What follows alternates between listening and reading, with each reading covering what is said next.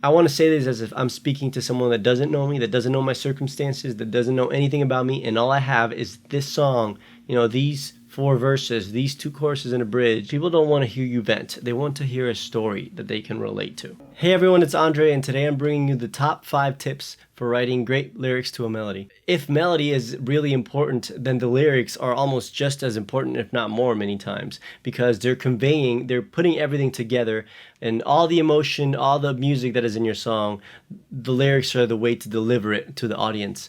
So you want to make sure you take note of that because it is important.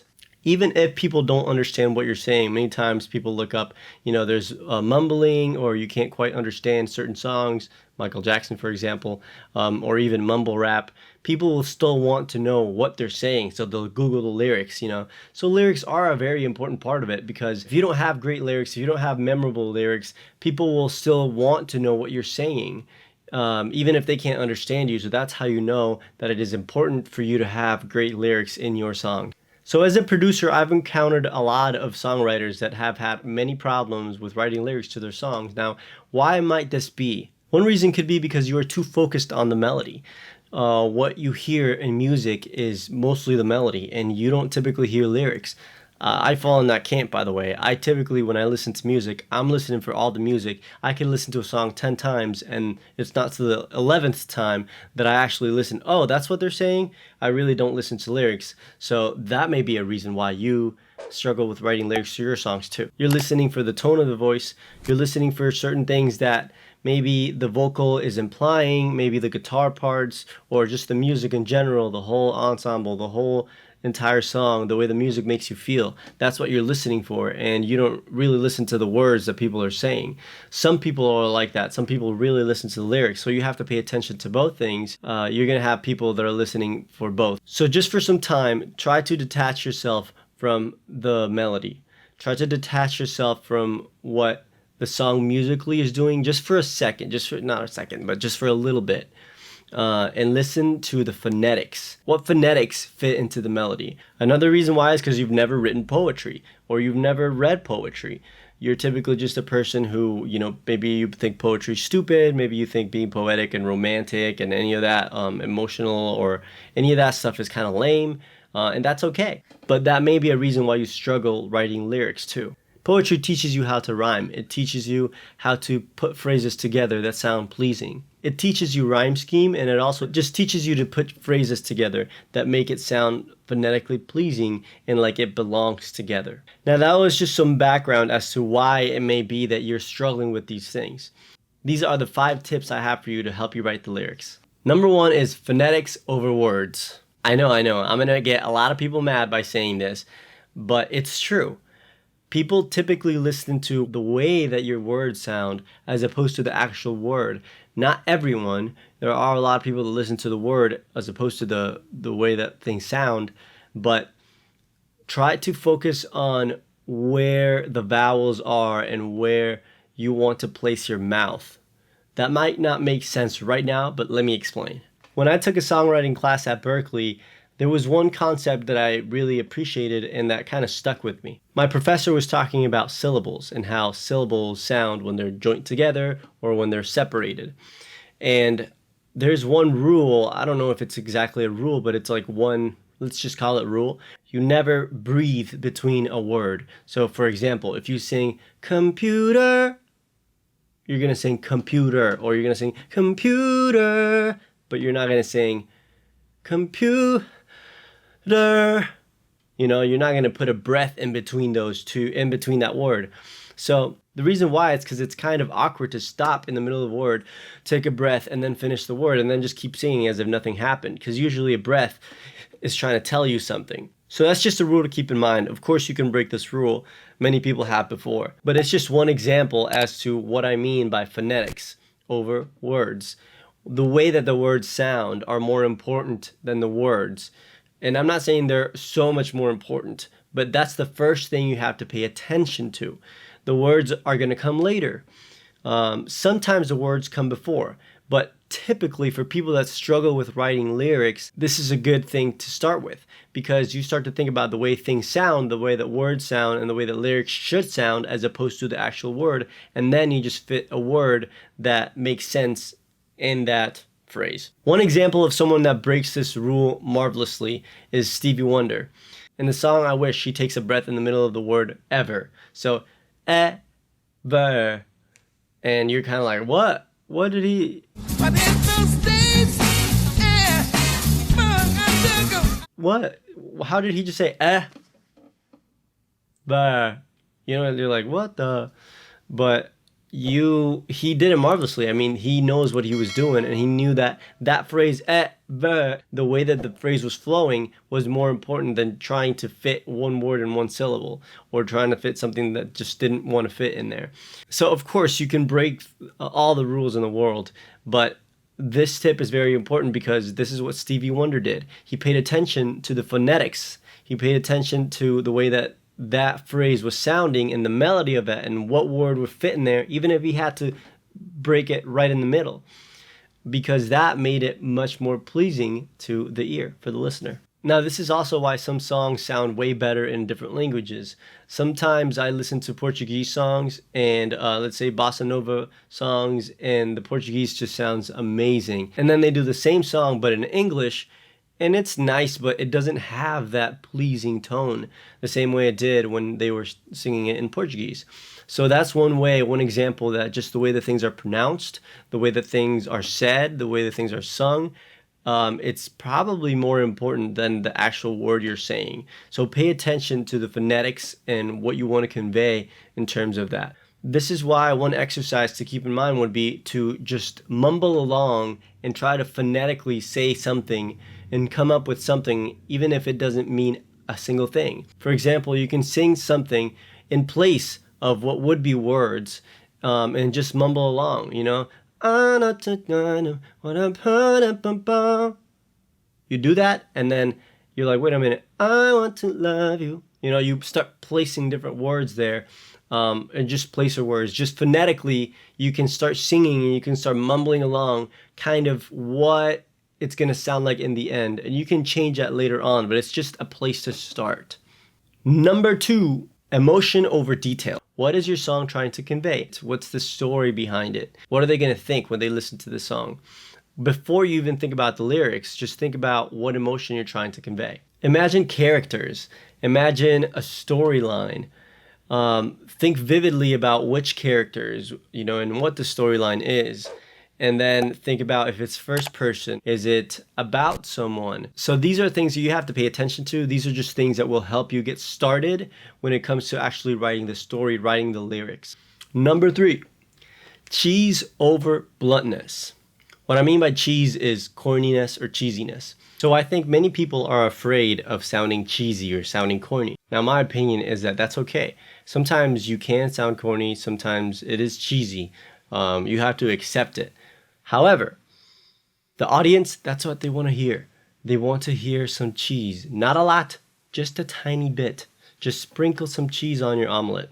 It's not going to be mostly cheese and then a little bit of omelet. It's just sprinkling the cheese. That's an analogy for my foodies out there.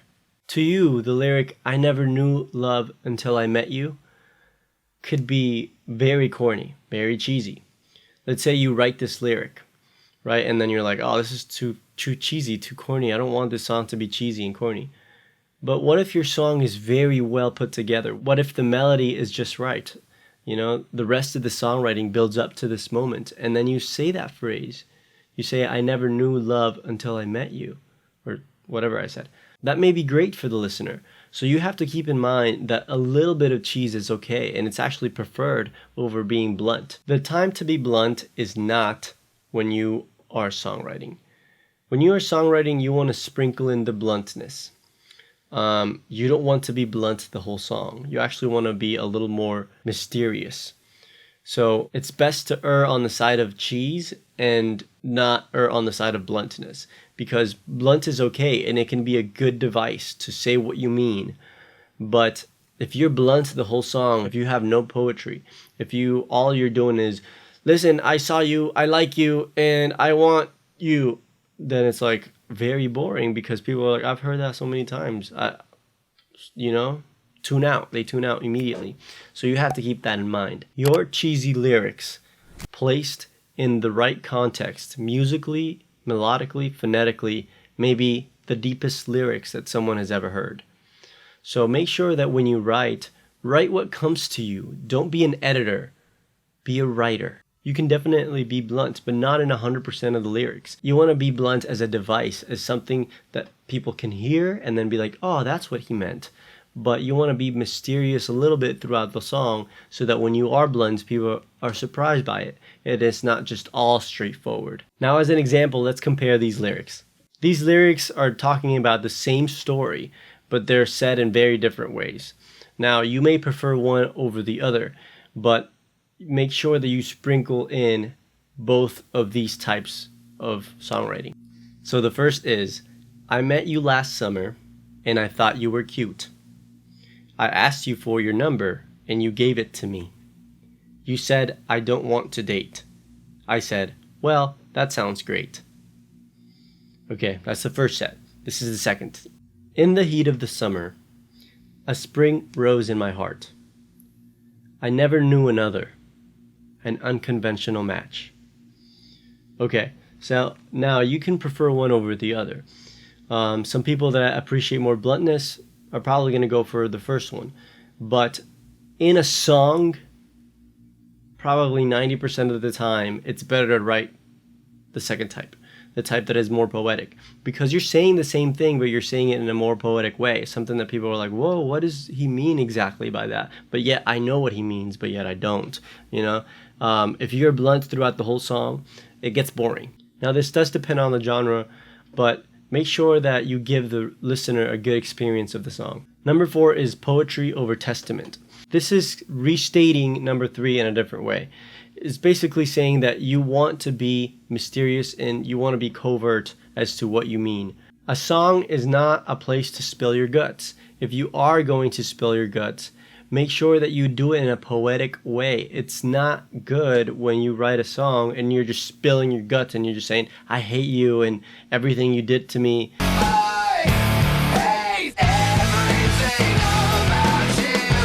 You can say the same thing, but if you say it in the right way, people are going to listen and they're going to empathize, or they're going to say, wow, I've been through that. You know, it's just a better way to communicate is by being a little bit, just a tiny bit more mysterious. For example, the song Call Me Maybe is a good example of a song that's straightforward. The lyrics to the chorus are, hey, I just met you and this is crazy, but here's my number, so call me maybe. Straightforward, he's talking directly to someone, no mystery there. We know exactly what she meant. But remember, these are tips for great lyrics. We want you to be a good songwriter. I'm not saying that's a bad song or whatever. You know, I've enjoyed it. I've jammed out to it. I know. I've jammed out to that song. Okay. But what I'm saying is you want to become a great lyricist. You don't want to just write down whatever. You want people to listen to your song and be thinking, wow, that's kind of clever and that's really good. And not just walk away and be like, oh, that was fun. Unless that was your intent. As a songwriter, you do need to be thinking about these things like, what do I want to say and how do I want to say it? Not just spill your guts. A song is not spill your guts time. I want to say this as if I'm speaking to someone that doesn't know me, that doesn't know my circumstances, that doesn't know anything about me, and all I have is this song, you know, these 4 verses, these 2 choruses and a bridge to give that to them. I'm not going to go and say, well, you know, this person did this to me and they did that, and whatever. They're going to come away and be like, oh, like he just vented out to me. You know, people don't want to hear you vent. They want to hear a story that they can relate to. And number 5 is mechanics over opinions. So this is when you take everything you've thought about, everything you've written down, everything you have so far, and then you put it in the song as lyrics. So make sure you pick a rhyme scheme, you pick a format, and then to write the lyrics, you look for words that are going to match the melody and the phonetics of what you already have. Think about the melody and rhythm, the phonetics, the emotion of the song, and the story that you're trying to convey. When you sit down and write lyrics, don't judge your lyrics yet. Just write. Write. Don't think, oh, I don't like that one. Let's edit that. Let's erase it. Just keep writing. Write. You are going to judge your own lyrics as you write them down. Don't. Allow yourself to get into a flow state in which you just write down what comes to mind. Don't edit it. Don't overthink it. Just write.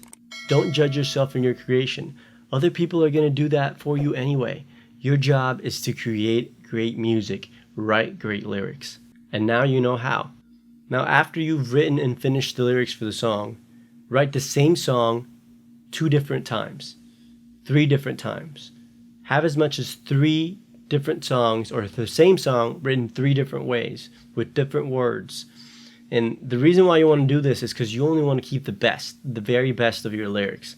And sometimes that comes out in one take, but it never hurts to have more takes, just to have other options so you can pick one over the other. The very last thing you have to do now is just to edit out.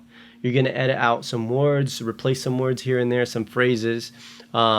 Pick the best of what you have so far. If you like verse 1 and then verse 5, and you just want 2 verses, now you have the 2 best verses you could have written. So just go back and edit out the words that you don't like, replace some things here and there like the rhymes and that sort of thing, and this will ensure that your song is cohesive. Now you can rest assured that you have a full, completed, cohesive song. Now I hope this helped you out. Let me know in the comment section what this process looked like for you. If you have any other tips, make sure you leave them in the comment section. If you have any questions, I will of course answer them. Please like and subscribe my video. It helps out so much. It really does. And make sure you go to my website. Just check out my website. It's called goldenamp.com. If you want to get some free packs, some free loops and samples to help you out with your music creation journey. Right now I have a free acoustic pack. It's just all done with acoustic guitar. If you want to check that out, make sure you go to my website. I'm giving it away for free. So check that out. See you next time and stay golden.